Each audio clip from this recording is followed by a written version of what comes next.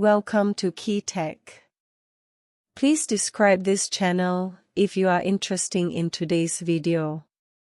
From the entity list to the chip rules, and then to the quadrilateral alliance and tripartite agreement, Huawei has been subject to comprehensive sanctions from the United States since 2019.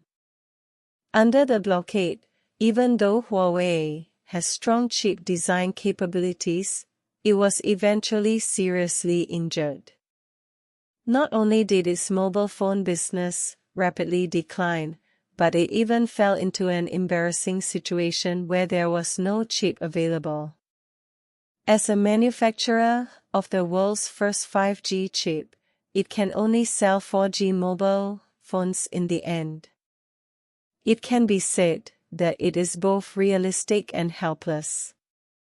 As a domestic manufacturer, Huawei has worked hard for more than 10 years to develop the Kirin chip. With the support of the Kirin chip, Huawei's mobile phones have also risen strongly. At its peak, Huawei and its sub-brand Honor almost occupied nearly 56% of the domestic market, especially when Huawei took the lead in launching the Kirin 9000 chip with integrated 5G baseband. It occupied a leading position in the world. It can be said that punching Qualcomm and kicking Apple made many American companies feel the threat from the Eastern giant for the first time.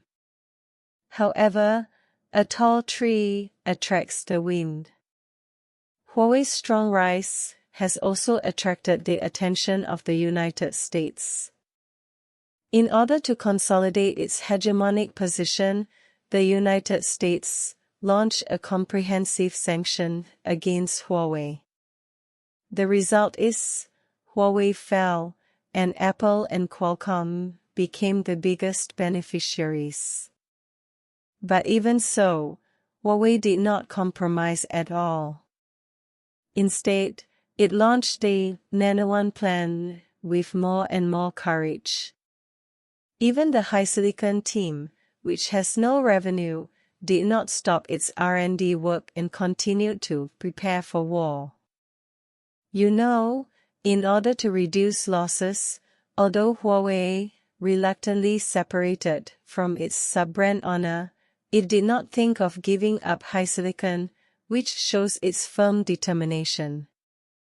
In fact, Ren Zhengfei said before, "Allow HiSilicon to continue climbing Mount Everest, and we will continuously send food up."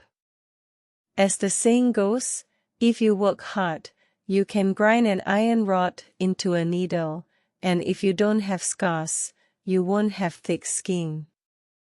Thanks to its unremitting efforts in research and development and its spirit of fighting for life, in the past few years of sanctions, Huawei has not only independently developed Hongmeng system, Quanpeng chip, AI imaging technology and Beidou satellite communication technology, but also successfully achieved a breakthrough in August 2023, with the strong return of Kirin chips. The Huawei Mate 60 series, equipped with Kirin, has once again entered the high-end smartphone market. According to data, in the first quarter of 2024, Huawei successfully overwhelmed Apple with the Mate 60 and Mate X5 series and regained the top position in China. Apple's iPhone 15 was also greatly impacted and eventually had to dive wildly to clear inventory during the big promotion. On New Year's Day in 2024, Huawei HiSilicon also released a poster of Vangxiang Core Life, indicating that Kirin Core will return in 2024. This is indeed the case. In 2024, Huawei's Mate series and P series will use Kirin flagship cores, and even the Enjoy series will use Kirin 8000A chips. Almost all series will use Kirin cores.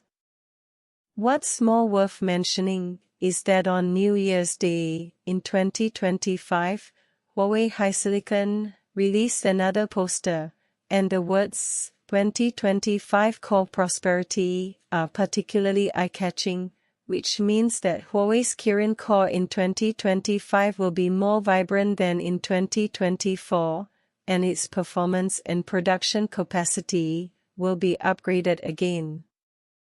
Seeing that Huawei has begun to recover rapidly, the US company Qualcomm seems to have realized the seriousness of the problem.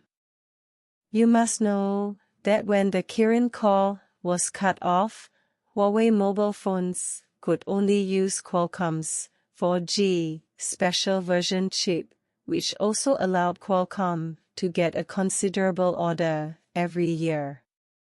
Once Huawei's Kirin Core returns in full, Qualcomm will completely lose this big order.